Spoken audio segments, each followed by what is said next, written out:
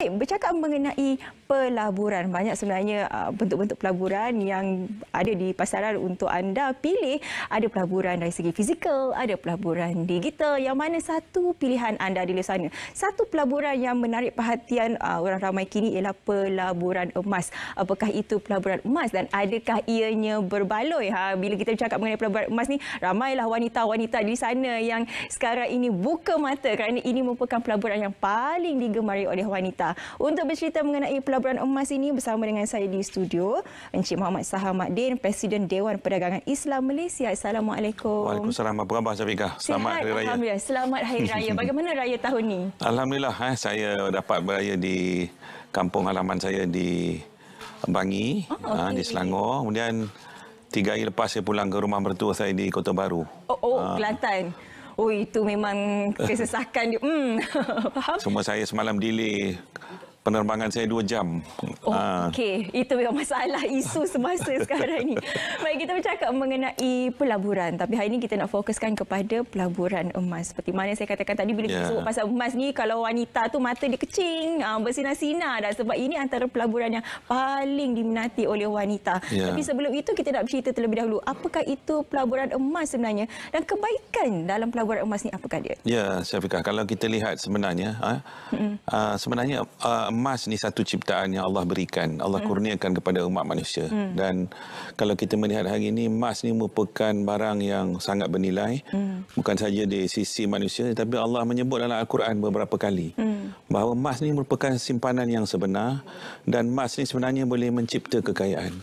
Cuma kita dalam konteks kehidupan kita, gaya hidup kita, kita hanya melihat emas itu sebagai suatu barang hiasan, barang yang mungkin perhiasan. Bila kata perhiasan ni maknanya benda yang suka nak ditunjuk-tunjukkan, suka dipamerkan. Tetapi kita kurang melihat ianya dari sudut pelaburan dan juga ekonomi. Ini yang sebenarnya sampai masanya saya sebagai Presiden Dewan Perdagangan Islam Malaysia mahu hari ini kita melihat bahawa membawa masyarakat keluar daripada kepompong itu. Jangan melihat emas itu sebagai barang hanya digunakan sebagai perhiasan simpanan, kerana kalau kita tidak kaitkan dengan ekonomi. Ini insya-Allah kita akan kembangkan perbincangan ini pada hari ini.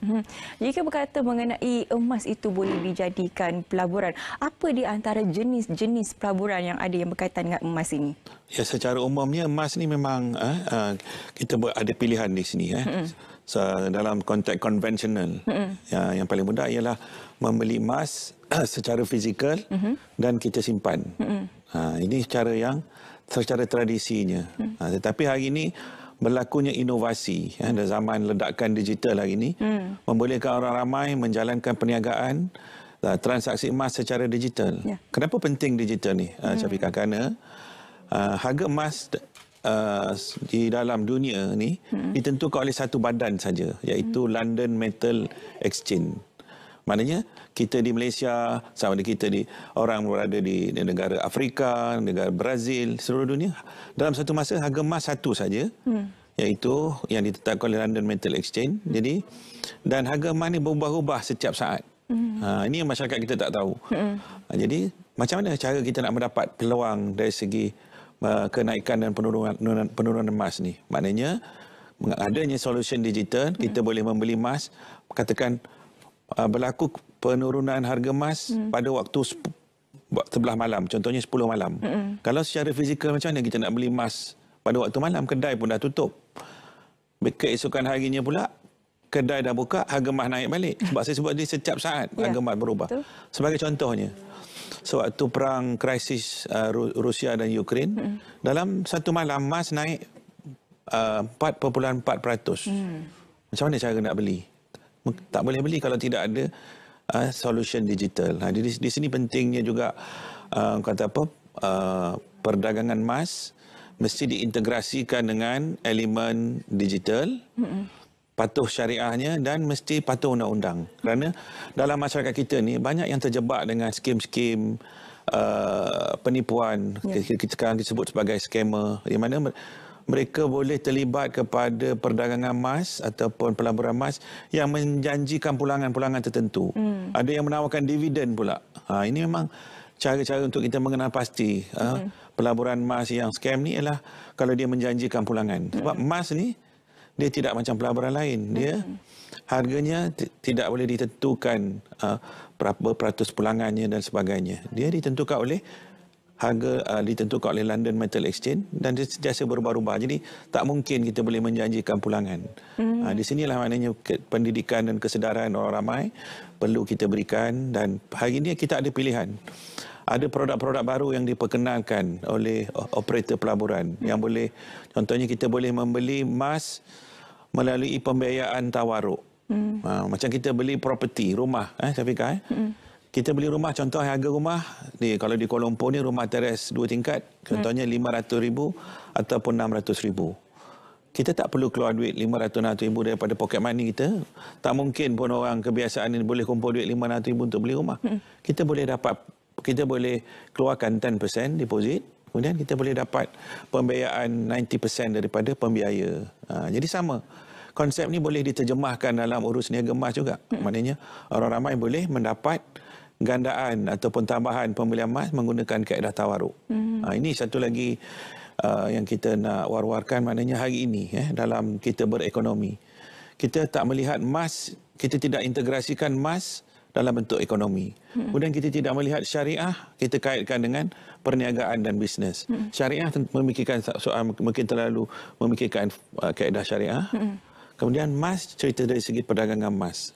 Sekarang ni kita perlu integrasikan elemen syariah, instrumen syariah yang memang sistem muamalat Islam ni boleh mencipta kekayaan untuk umat manusia. Tinggal lagi kita tidak explore, tidak mencari sepenuhnya. Kemudian emas tu memang Allah dah janjikan itu sumber kekayaan yang sepatutnya kita kembangkan, bukan hanya menjadikannya sebagai barang perhiasan saja.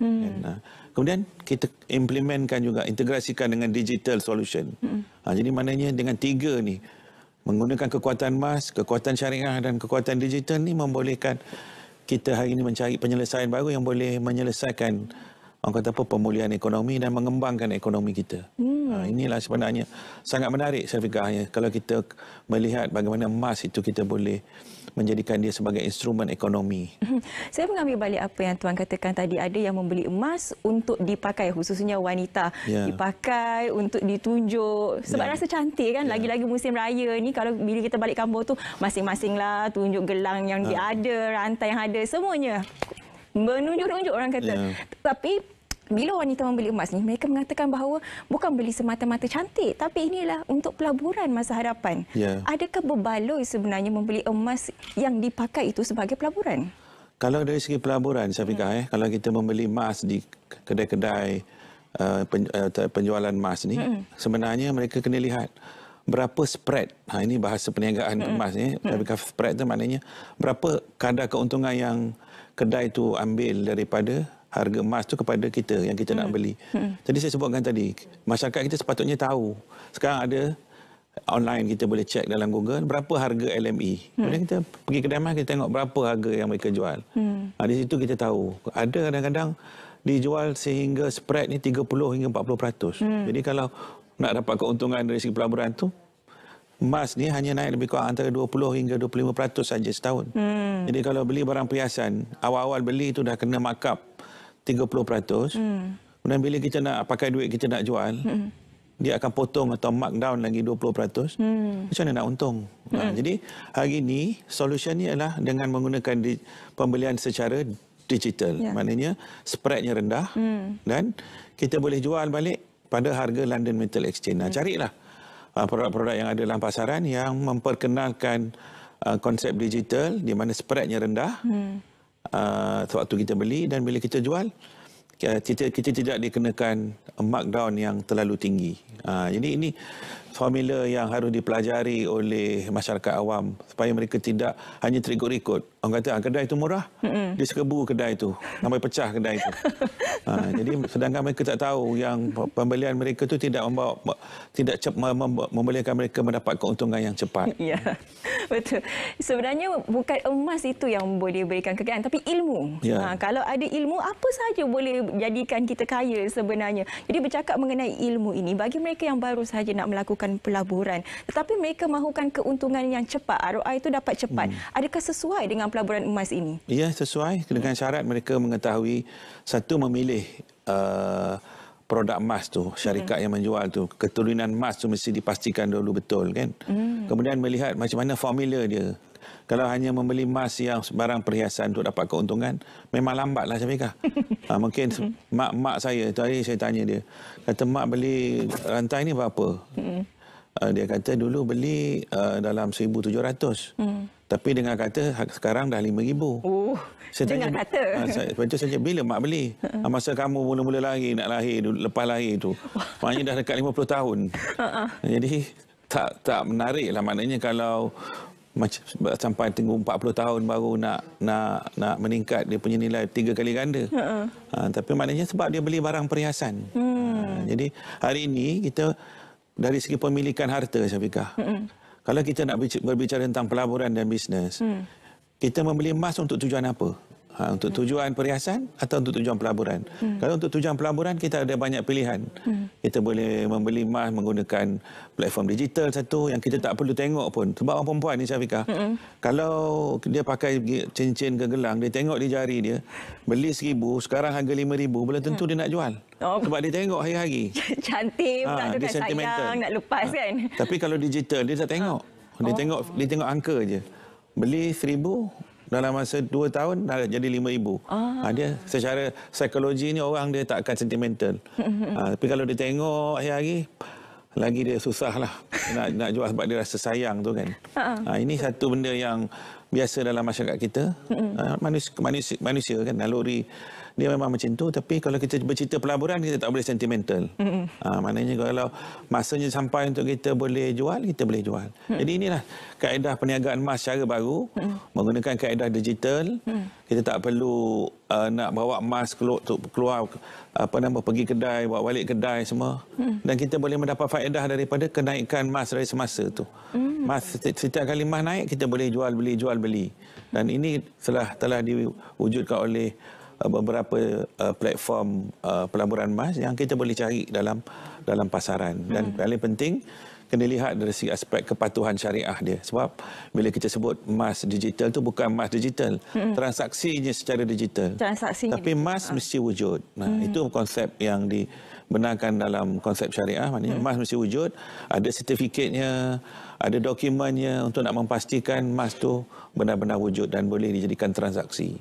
Jadi ini pentinglah Syafiqah sebab ramai anak-anak muda sekarang ni mereka memerlukan pendapatan. Bila dalam soal nak mencari pekerjaan susah, jadi mereka cuba mencari jalan untuk menjana pendapatan. Dan banyak juga yang terjebak dengan skim-skim pelaburan yang satu yang tidak patuh syariah, kedua yang tidak legal. Jadi ini yang penting, kita kena memberikan mereka alternatif, memberikan mereka pilihan untuk mereka mencari sumber pendapatan melalui pelaburan emas ni. Dan carilah pelaburan yang emas yang patuh syariah, yang dari segi patuh undang-undang, dan kita boleh rujuk. Dan Dewan Perdagangan Islam Malaysia sebagai pusat ataupun pihak yang boleh dijadikan rujukan boleh refer kepada kita. Kita boleh memberikan bimbingan, pendidikan dan sebagainya. Menyentuh mengenai anak-anak muda ni, mungkin mereka juga tidak mempunyai modal yang tinggi. Jadi mungkin pelaburan digital ini juga boleh memberi peluang kepada mereka, kerana difahamkan pelaburan emas digital ini kosnya juga ataupun casnya agak minimum, agak rendah. Memang betul. Sebab oleh kerana kenapa hari ini saya fikir kalau kita lihat dalam kehidupan kita, hari ini kita menggunakan banyak solution digital.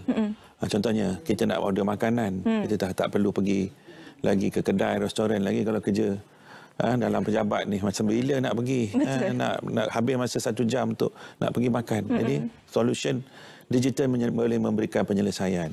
Serupa juga dalam bentuk pelaburan. Kenapa kedai emas tu dia perlu menjual harga emas yang pada harga yang mereka jual sekarang dengan spread yang agak tinggi, kerana mereka ada kos. Saya tengok kedai emas, dia tak boleh buat macam warung. Betul. Mereka kena buat renovation yang mewah. Bayar pekerja pun kena pilih pekerja yang cantik-cantik sebab nak jual emas ni. Orang macam saya ni jual memang tak laku lah. Nak cari model lagi. Kena bayar gaji yang tinggi. Kemudian kena ada insurans nak kena cover mereka, kena security lagi. Security pula yang ada senapang pula. Nak jaga emas ni. Jadi dengan sebab itulah emas tu tak boleh dijual pada harga yang rendah dengan cara tradisional. Betul. Tapi dengan penyelesaian digital, semua ni tak perlu.